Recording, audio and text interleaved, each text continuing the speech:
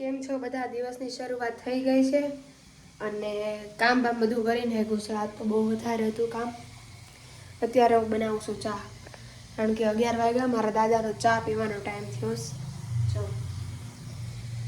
બની જાય એટલે હું જાય ધાબે, કારણ કે આજે ટમેટા અને સાબુદાણાની વેફર પાડે જે મને બહુ ભાવે, એટલે હું ધાબે જઈશ.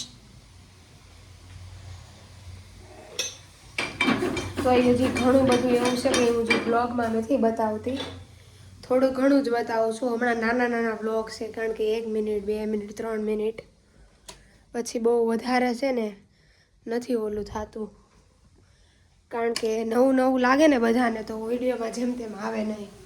એટલે હું ટ્રાય કરી કે વધારે બ્લોગ બને.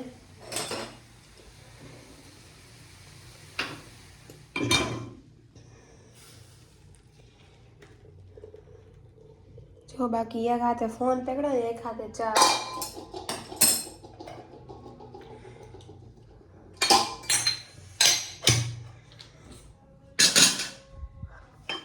જાય ધાબે અને દાદાને ચા દેતા જાય.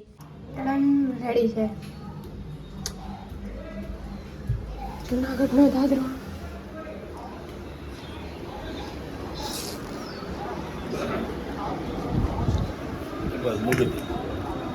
હું ધાબે છું.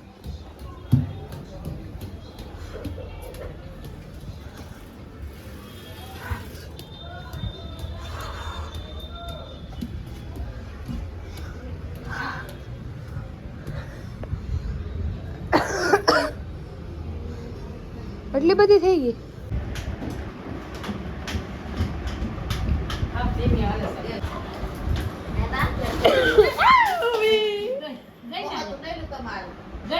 હા ગઈ.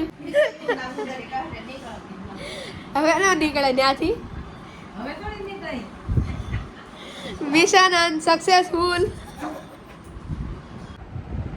સો ગાઈઝ, અત્યારે વાગ્યા છે કંઈક 5 અને મને લાગી હતી ભૂખ, એટલે મેં બનાવ્યા છે પાસ્તા. હવે હું ટીવી જોતા ખાઈશ. બતાવું કંઈક આવા લાગે છે. અને બાય ધ વે મેં અત્યારે નેલ્સે કર્યા. અહીંયા આથણું થાય, સુકાય છે આથણું. હવે અત્યારે વાગ્યા છે કંઈક 5:30 અને અચાનક મારે એક ઇવેન્ટમાં જવાનું થયું છે. ખબર હતી જવાનું છે, પણ ટાઈમનું નહોતો ખ્યાલ, એટલે મારે ફટાફટ રેડી થઈને ઇવેન્ટમાં પહોંચવાનું છે. ઇવેન્ટ શેની છે? YPPL, મતલબ કે એક મિનિટ સેટ કરી દઉં. મતલબ કે કઈ રીતે સમજાવું? હા, યુવા પ્રજાપતિ પ્રીમિયર લીગ ક્રિકેટની છે આ ઇવેન્ટ, જેમાં બ્રાન્ડ એમ્બેસેડર એન્ડ કઈ તારીખ છે, ક્યાં છે, સ્થળ, એ બધું લોન્ચ આજે છે. તો એના માટે જવાનું છે. મારો ભાઈ આવતો જ હશે, જલ્દી હું તૈયાર થાઉં પછી તમારા વાત કરું. તો રેડી થઈ ગયા, કાંઈક આવી લાગુ છું.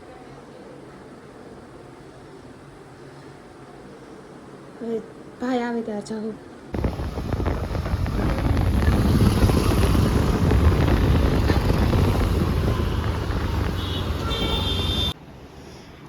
અત્યારે 11:30 વાગે ભૂખ લાગી અને બે ભેળ બનાવી હું ખાઉં છું. મારા ઘરે બધા જાગે.